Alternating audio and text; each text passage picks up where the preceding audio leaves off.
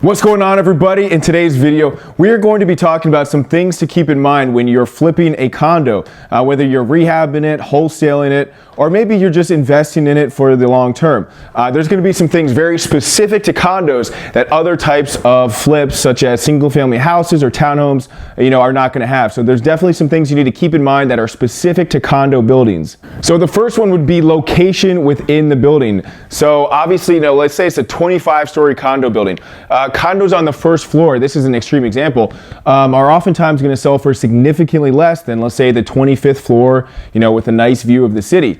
And to add on to that point as well, different sides of the building can have different prices, even if it's on the same floor.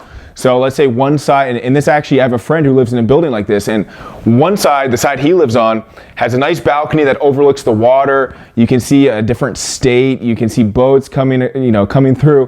Whereas the other side of the building, the same floor, overlooks like a highway, like a power plant, a parking lot. I mean, it's really just like two extremes.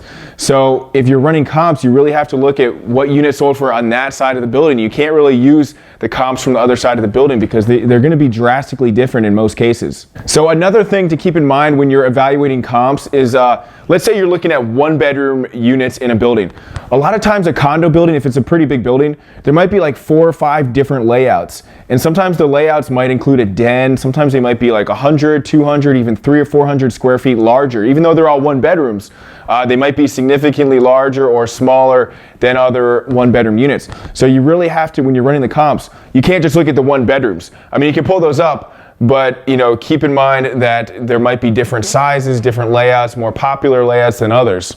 So be sure to really compare apples to apples when you're looking at the layouts. Like try to, obviously the best comp would be the same floor, probably like next door with the same type of layout. Now that might not always be the easiest comp to get. But keep in mind, it's okay to go back. With condos, I'd say it's okay to go back, more than a year, maybe even 2 years. And then you would add in, if there's like appreciation in that building, you would add in maybe 3% appreciation per year, as far as getting the comp price. All right, and the third thing I want to say about investing and flipping condos is that condos, typically they're not going to need, they're not going to be torn down, obviously. If you're going to buy a unit, I feel very comfortable making offers on condos that I've never seen before. And the reason being is that, anything outside of the condo is usually going to be the condo board's responsibility. And anything in the condo, it's, if it's just a one-bedroom condo, I mean, it could be in the worst condition ever and you just gut it. And that's what you would do anyways. I mean, there's not a lot of variables with condos. You just factor in pretty much gutting, completely renovating the place, and that's the number you use. So there's not going to be typically you're not going to be like $50,000 over budget on a condo project, if you run your numbers right. So don't be afraid to make offers, really without even seeing the unit. Just keep in mind the square footage, keep in mind that it's going to need a full renovation, and just kind of run your numbers backwards from there. Okay, so there you have it. A couple things to keep in mind when flipping condos or investing in condos.